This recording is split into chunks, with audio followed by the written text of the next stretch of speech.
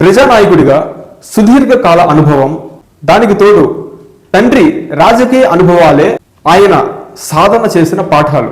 గెలుపు రుచి చూసినాడు పొంగిపోలేదు, ఓటమి చెంతన చేరినా కృంగిపోలేదు. అధికారం అరచేతిలోకి వచ్చిన అహంభావం ప్రదర్శించలేదు.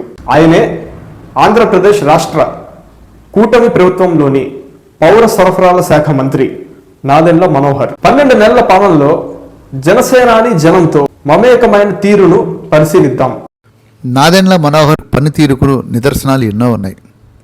కాకినాడ పోర్టులో తనిఖీలు కానీ, అలాగే రేషన్ బియ్యం పంపిణీలో ఆకస్మిక తనిఖీలు, కరుడు కట్టినటువంటి రేషన్ బియ్యం స్మగ్లింగ్ చేసేటువంటి గౌడౌన్ల మీద దాడులు, ఇలా చెప్పుకుంటూ పోతే ఆయన గతంలో దాదాపు ఏ పౌర సరఫరాల శాఖ మంత్రి కూడా చేయని విధంగా కాస్తంత స్పీడ్గానే వ్యవహరించారనేది చాలామంది చెప్తున్నారు. తెనాలి విషయానికి వస్తే సుమారు 5 కోట్ల రూపాయల విలువైన ఒక భవనాన్ని తెనాలి పురపాలక సంఘానికి ఒక మహిళా డాక్టర్ కానుకగా ఇచ్చారు.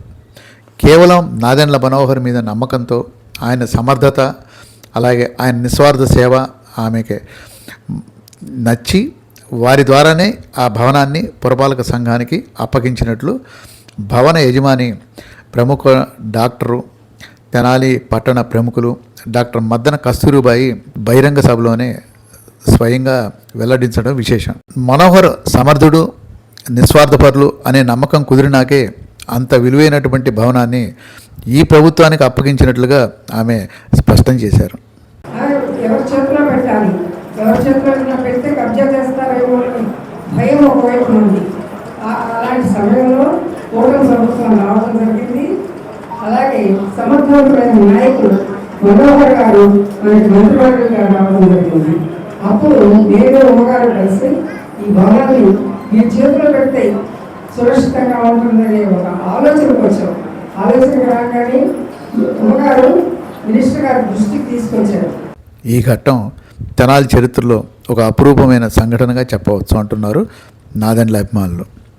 12 నెలల కాల వ్యవధిలో మంత్రిగా మనోహరం అనేక అంశాలు టచ్ చేశారు. ప్రత్యేకించి పౌర సరఫరాల శాఖలో ఆయన ప్రదర్శించిన తెగువ అందరినీ కూడా అబ్బురపరిచింది అంటారు.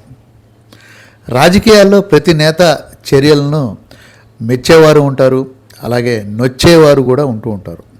అయితే ఎవరు ఏమనుకున్నప్పటికీ కూడా తాను ప్రజలకు చేయాలి అనుకున్న వాటి విషయంలో మనోహరు తగ్గేదే లేదు అన్నట్లుగా ముందుకు సాగుతున్నారు. ఆయన పనితీరును ప్రశంసిస్తూనే ఆయనకు కొన్ని ప్రశ్నలు కూడా ఎదురైనాయి.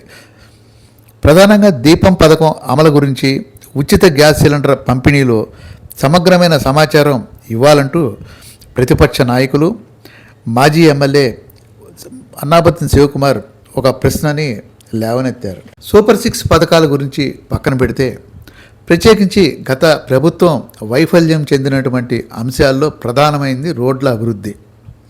కూటమి ప్రభుత్వం రోడ్ల అభివృద్ధికి, అలాగే గుంటలు పూడ్చే కార్యక్రమానికి ఒక నిర్ణీత గడువును కూడా పెట్టింది.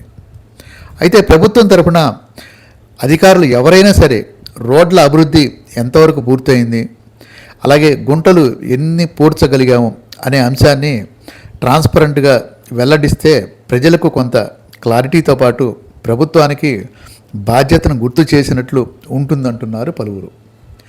ఏది ఏమైనప్పటికీ ఈ 12 నెలల కాల వ్యవధిలో కూటమి ప్రభుత్వంలోని మంత్రివర్గంలో రాష్ట్ర పౌర సరఫరాల శాఖ మంత్రి నాదెండ్ల మనోహర్ తన పనితీరు ద్వారా పౌరుల హృదయాల్లో అభిమానం పొందారు అనడంలో ఎంతమాత్రం సందేహం లేదని అంటున్నారు పలువురు విశ్లేషకులు.